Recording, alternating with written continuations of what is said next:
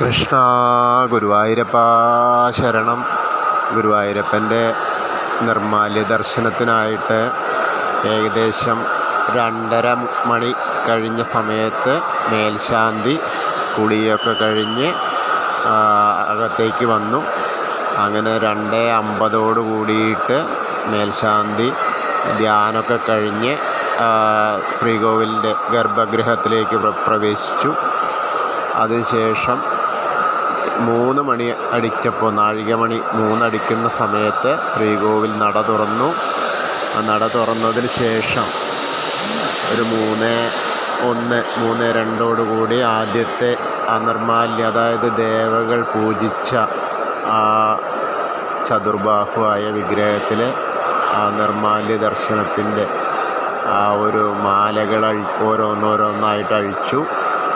അതിനുശേഷം മാലകളൊക്കെ കഴിച്ച് ഏകദേശം 3:05 കൂടി മാലകൾ അഴിച്ചു മാറ്റി.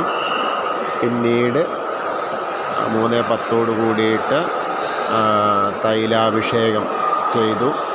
അതിനുശേഷം വാകച്ചാർത്തിൻ്റെ ഏകദേശം 3:10 കഴിഞ്ഞപ്പോൾ വാകച്ചാർത്തിന് വേണ്ടിയിട്ട് അതായത് എല്ലാ കളമ്പൊക്കെ എടുത്തതിന് ശേഷം ആ ചതുർബാഹുവായ യഥാർത്ഥ വിഗ്രഹത്തിൽ തൈലാഭിഷേകം കഴിഞ്ഞ് വാകച്ചാർത്ത വാകപ്പൊടി തൂവി. അതിനുശേഷം അത് ബ്രഷ് കൊണ്ട് ഓരോന്ന് പതുക്കെ കഴുകിയെടുത്തു. അങ്ങനെ വാകച്ചാർത്ത് കഴിഞ്ഞു. പിന്നീട് ഒരു 3:40 കൂടിയിട്ട് 3:35 കൂടി മലർ നിവേദ്യത്തിനുള്ള തയ്യാറെടുപ്പായി. 3:35 അടച്ച് 4:05 വീണ്ടും മലർ നിവേദ്യം കഴിഞ്ഞ് നട തുറന്നു. പിന്നീട് കുറച്ച് സമയം ദർശനം ഉണ്ടായി. അതിനുശേഷം കുറച്ച് 4:35 വീണ്ടും അടച്ചു. അങ്ങനെ അടച്ച് 4:45 വീണ്ടും ദർശനം ആയി. എതിരേറ്റ് പൂജ അത് കഴിഞ്ഞ് നേദ്യം കഴിഞ്ഞതിന് ശേഷം ഏകദേശം 6 മണി സമയത്താണ് ഗുരുവായൂരപ്പൻ്റെ തിടപ്പള്ളിയിൽ ഗണപതി ഹോമം നടക്കും. ആ ഗണപതി ഹോമം നടക്കുന്ന സമയത്ത് 6:15 ഉഷപൂജ 6:15 ആകുമ്പോഴേക്ക് ഉഷപൂജയാവും. അങ്ങനെ ഗുരുവായൂരപ്പൻ്റെ ഒരു രാവിലത്തെ നിർമ്മാല്യ ദർശനവും തൈലാഭിഷേകവും ശംഖാഭിഷേകവും അതുപോലെ മലർ നിവേദ്യവും അത് കഴിഞ്ഞ് എതിരേറ്റ് പൂജയും ഒക്കെ തൊഴാനും പറ്റി. അപ്പോൾ അമ്പലത്തിനവിടെ തന്നെയാണ്. അപ്പോൾ അതിൻ്റെ ഇടയ്ക്ക് വന്നിട്ടാണ് ഇപ്പോൾ ഈ വീഡിയോ ചെയ്യുന്നത്. വളരെ ഇന്ന് തിരക്ക് ആയി വരുന്നേ ഉള്ളൂ.